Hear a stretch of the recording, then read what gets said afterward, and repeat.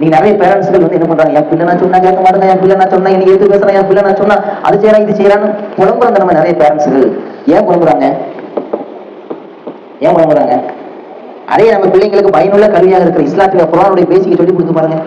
இஸ்லாத்துல ஏடிஎஸ் இருக்கு. பிள்ளைகளை ஒரு பிள்ளை பெற்றோரிடத்துல எப்படி பேசணும், ஒரு பிள்ளை தன் பெற்றோரை எப்படி மதிக்கணும். وقال ربك الا تعبدوا الا اياه وبالوالدين احسانا اما يبلغن عندك الكبر احدهما او كلاهما فلا تقل لهما اف ولا تنهرهما وقل لهما قولا كريما. سبحان الله. என்ன அற்புதமான வார்த்தைங்க இதெல்லாம். இதாங்க கல்வி. இந்த கல்வியைத்தான் பெருமானார் ஸல்லல்லாஹு அலைஹி வஸல்லம் நம்ம கையில கொண்டு சேர்த்தாங்க. அல்லாஹ் சொன்ன அந்த வார்த்தைகளை கொண்டு சேர்த்தாங்க. அல்லாஹ் என்ன சொல்றான் பாருங்க. இந்த கல்வி பிள்ளைகளை கற்றுக் கொடுத்தா நீங்க எந்த பெற்றோர்களும் புலம்ப மாட்டாங்க, எந்த பெற்றோர்களும் புலம்ப மாட்டாங்க. என்ன கல்வி? இம்மா இவ்வளவு இந்தக்கல் கிபர் அஹதுஹுமா அவ் கிலாஹுமா, அதாவது தாயோ தந்தையோ ரெண்டு பேரும் ஒருவர் முதிய பருவத்தை அடைந்து விட்டால், வயசாயிருச்சு, அல்லது ரெண்டு பேருமே வயசாயிருச்சு, ஒருவருக்கு வயசாயிட்டு அல்லது ரெண்டு பேரும் வயசாயிட்டு, இப்ப வயசாயிருச்சு நல்லா சொல்லுறான். அவங்க வயசாயிருச்சா, அவங்க உங்களுக்கு ஏதாவது கேட்டா அவங்ககிட்ட நீ எப்படி பேசணும், தப்புல உப்பு இப்ப அவங்ககிட்ட சீ கூட சொல்லக்கூடாது. யார்கிட்ட? பாப்பா அம்மாவை பார்த்து சீ இவங்களுக்கு சொல்லக்கூடாது. சீ சொல்றது கஷ்டமா ஈஸியா? ஈஸி தானே. ஆனா அதை கூட என்ன சொல்லுது இஸ்லாமிய கல்வி, என்ன சொல்லக்கூடாதுன்னு சொல்லு. சரியாமா?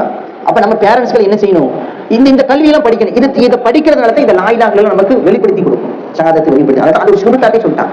அதை நம்ம மனப்பூர்வமா சொல்லிட்டோம்னு சொன்னா அந்த கல்வி அப்படி இதை ஃபுல்லா அப்படி புரிஞ்சு எடுத்து, இதை வந்து வெளியிருந்து வரக்கூடிய கல்வி, அப்படி வெளியிருந்து அப்படி ஒண்ணு பிடிச்சு எடுத்துக்கிறது.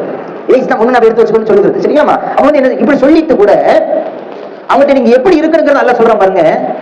அவங்களுக்கு கரியுமா, எப்ப நீ அவங்ககிட்ட பேசும்பொழுது கண்ணியமா பேசு, நளினமா பேசு. இன்னைக்கு நம்ம சமுதாயத்தில் இருக்கிற பெரிய பிரச்சனை என்ன தெரியுமாங்க, அதாவது தன்னுடைய பிள்ளைய வளர்த்து ஆளாக்கி ஒழுக்கம் சார்ந்த விஷயங்களை கொடுத்து நம்ம பிள்ளைகளை நல்ல முறையில் திருமணம் முடிச்சு கொடுத்துருவோம். திருமணம் முடிச்சு கொடுத்ததுக்கு அப்புறம் ஒரு ஸ்டேஜுக்கு வளர்ந்தாச்சுன்னு சொன்னா நம்ம பிள்ளைங்க பேரண்ட்ஸ்களை என்ன செய்யறாங்க, அனதையாக திரும்ப போட்டு போயிடணும். காரணம் என்ன? இந்த கல்வி இல்லை, இந்த கல்வி இல்லை. செத்து இந்த கல்வியினுடைய விஷயங்களை பேசுறது இஸ்லாம் சொல்கிறது. ஷஹாதாவுடைய முதல் நிபந்தனை இந்த கல்வி நமக்கு வரணுங்கிறது. இந்த கல்வி வரணுக்கு சொல்ல காரணம் என்ன? இந்த மாதிரியான விபரீதங்கள் நடக்காம இருக்க வேண்டும் என்றால் இந்த விஷயத்துல இந்த கல்வியை வந்து பண்ணீங்கன்னு மார்க்கம் சொல்றாரு. அதான் இஸ்லாம் சொல்லுது. மசாலா இன்னைக்கு எப்படி கூட்டிட்டீங்களா, அடுத்த வந்து இதை விட கூடுதலா இருக்கும், இதை விட கூடுதல். நம்ம பக்கத்து வீட்டுல வாடா, நம்ம இன்னைக்கு நிறைய கல்வி இருக்கீங்க, வாடா நம்ம என்னடா கிரிக்கெட் ஆட போறோமா, வாலிபால் ஆட போறோமா, ஃபுட்பால் ஆட போறோமா, போகிற நேரங்கள் நம்ம என்ன செய்யணும், அங்கிருந்து மக்கள் என்ன செய்யணும், வாங்க நம்ம போலாம், நம்ம படிப்போம், வாங்க மார்க்க கல்வி படிக்கலாம், நம்ம இருந்துட்டு வரணும். வரதாலும் வரல, ரெண்டாவது விஷயம் கூப்பிடுறது கிடையாது. சரிங்களா? செய்ய இன்ஷா அல்லாஹ்.